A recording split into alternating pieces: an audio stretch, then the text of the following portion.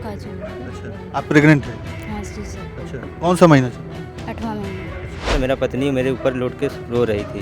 पति को जब मारने बचाने गया था तो लाते लाते सबको ही मारने लगा था। आपको भी मार रहे थे? हाँ सर। नेताजी ऐसा ऐसा मामला है, यहाँ तक कि इनका जो है कि रिश्ते में वो नाना लगते हैं। कौन? माननीय नेताजी ओम प्रकाश राजभर। उनका बयान ये आया कि अभी मैं 22 के रैली में व्यस्त हूँ और इसके बाद हमको कॉल करना। तो साथियों नमस्कार, मैं हूं संतोष और आप देखना शुरू कर चुके हैं सौलभ हिंदी। इस समय मैं वाराणसी में हूं और ये जो विधानसभा पड़ता है ये पिंडरा विधानसभा पड़ता है। अगर हम लोकसभा की बात करें तो ये मछली शहर पड़ता है ना, मछली शहर लोकसभा है। और एक गांव में हम पहुंचे हैं और यहाँ पर ये राजभर समाज के लोग हैं। इनके साथ जो है मारा पीटी हुई है। हम इनसे जानने का प्रयास करेंगे कि आखिरकार हुआ क्या था। क्या नाम है, आपको चोट लगी है और कौन सा गाँव है ये बताइए। गाँव कला। नाम क्या है आपका? रोहित राजभर। अच्छा, क्या हुआ है आपके साथ?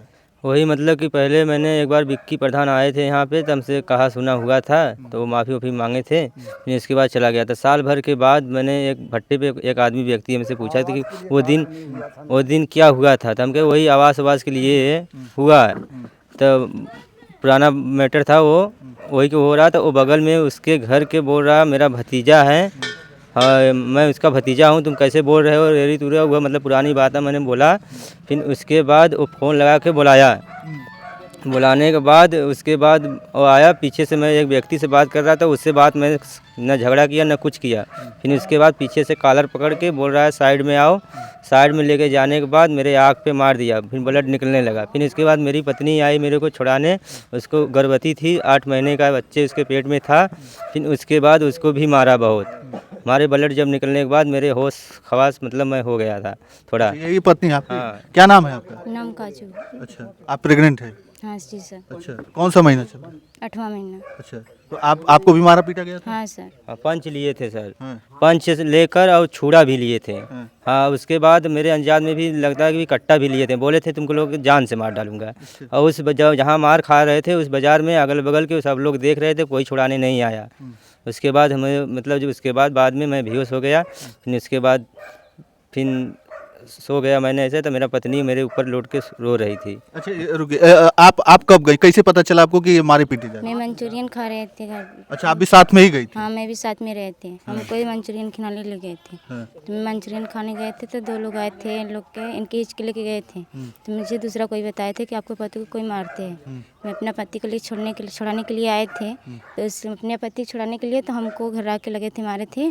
और मेरा भी एक मंगलसूत्र भी है वो भी छोड़ लिया है, और एक अंगूठी रहा वो भी गिर गया है। कि क्या छोड़ लिया है ये भी नहीं पता। अच्छा, फिर मेरा अपना पति को जब मारने बचाने गया था तो लाते लाते सबको ही मारने लगा था। आपको भी मार रहे थे? हाँ सर। अच्छा, तो बीच बाजार में जो है, बीच बाजार में मारा पीटी हो रही थी, कोई बचाने के लिए नहीं है? नहीं सर, हाँ। कोई नहीं बचाने आए थे। अच्छा। जैसे भीड़ देखा था हाँ। वैसे वो लोग भाग गए थे। अच्छा, जी सर। हाँ। तो फिर इसके बाद आप जो है पुलिस को फ़ोन की? हाँ सर, पुलिस को भी साथ में वहाँ थाना भी गए थे। अच्छा। वो भी बोला था कि नहीं होगा अभी, जाओ रिपोर्ट लिखाने के लिए। रिपोर्ट लिखाया था, फिर बोला था दूसरा रिपोर्ट लेके आना। फिर दूसरा भी लेके गया था, फिर अच्छे से रिपोर्ट नहीं लिखा।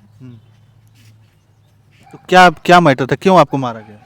मतलब कि सर यही पुराना मैंने बात बताया। तो फिर उसके आवास वाले के बारे में ये सब के बातचीत हुआ। तब जो आदमी हमसे लड़ रहा था तब उससे मैंने बोला कि आपसे जब हमको बात नहीं हुआ है, अगर प्रधान जी आएंगे तो हमको कुछ भी कहेंगे तो हम उनका बात के लिए सहमत हैं, लेकिन आप मत बोलिए कुछ हमको।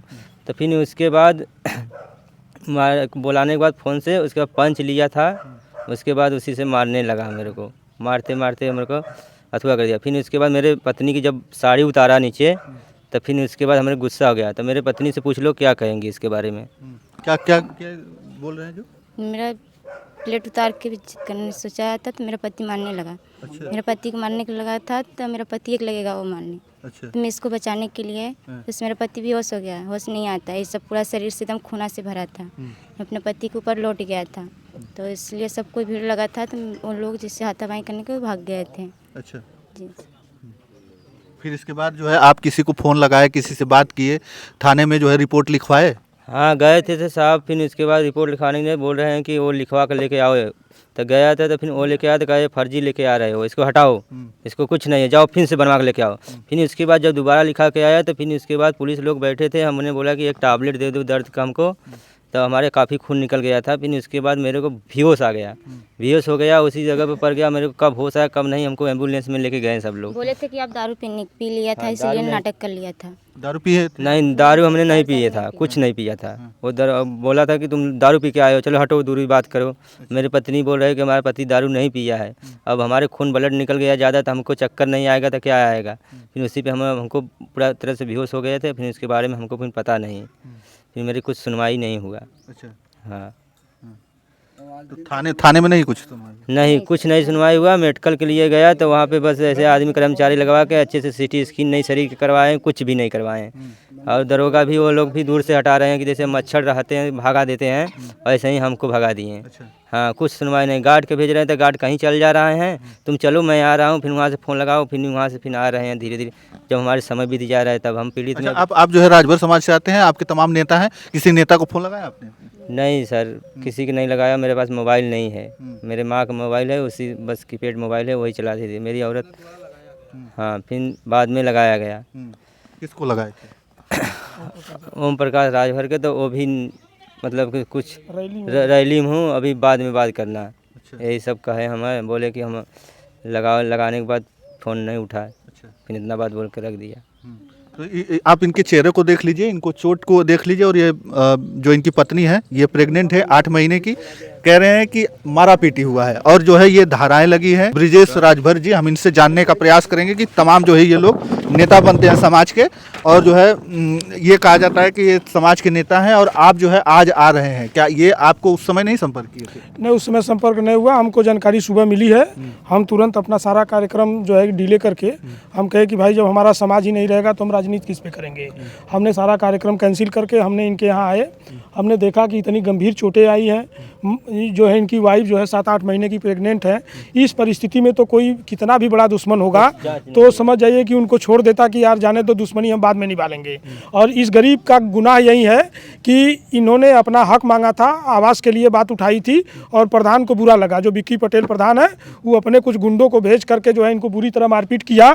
और उससे भी शर्मनाक विषय यह है कि जो यहाँ के थाना अध्यक्ष है सच्चो बड़ा गाँव, उन्होंने मामूली चोट, जो कि थाने में यह व्यक्ति जो है बेहोश था, काफ़ी ब्लड गिर चुका था, तमाम टाका लगा, इतना गंभीर चोट है। और इनकी वाइफ जो है प्रेग्नेंट थी। इस परिस्थिति में इनको गंभीर धाराओं में जो है मुकदमा लिख करके आरोपियों को गिरफ्तार करके जेल भेज देना चाहिए था। और इस भाजपा की सरकार में जो है कि योगी और मोदी की सरकार में ये लोग कहते हैं कि माफिया गुंडा जो है अपराधी प्रदेश छोड़ करके चले गए हैं। मैं आपके चैनल के माध्यम से इनसे पूछना चाहता हूँ, सवाल करना चाहता हूँ कि जब हमारी प्रेग्नेंट महिला जो है हमारे समाज की, जो वो सुरक्षित नहीं है और अपना हक मांगने वाला यह व्यक्ति जो है, आज इस राजभर का यही गुनाह है कि अपना हक मांग रहा है। और इन्होंने जब अपने नेता को फोन किया कि नेताजी ऐसा ऐसा मामला है, यहाँ तक कि इनका जो है कि रिश्ते में वो नाना लगते हैं। कौन? माननीय नेताजी ओम प्रकाश राजभर।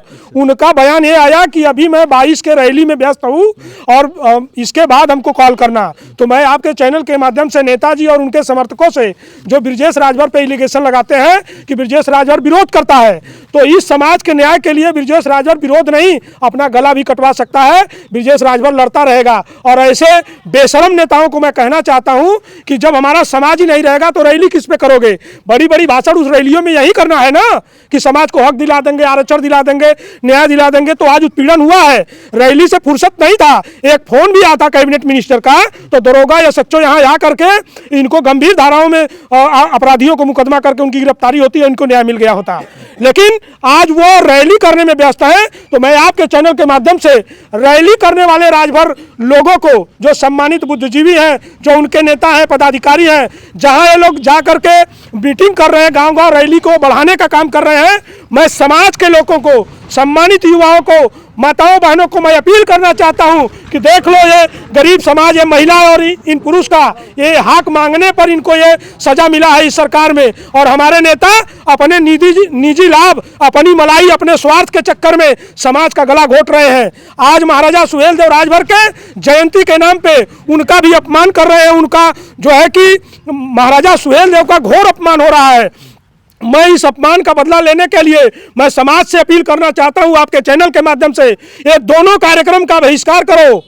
ये दोनों कार्यक्रम ये अपने वर्चस्व की लड़ाई कि मैं मोदी योगी का सबसे बड़ा चमचा और दलाल हूं, ये दोनों नेता अपनी वर्चस्व की लड़ाई लड़ रहे हैं और समाज हमारा मारा जा रहा है। भाजपा सरकार में एक तरह से भर मारो अभियान जिस तरह से मुगलों और अंग्रेजों ने चलाया था, उस तरह से आज 79 साल की आज़ादी के बाद भी हमारा समाज दर दर की ठोकर खा रहा है। ये लोग बड़े बड़े मंचों से कहते हैं हम राजा के वंशज हैं, राजा के वंशज की यह दुर्दशा है, ये यही गुनाह है कि हम लोग राजभर हैं, राजभरों को न्याय नहीं मिलेगा।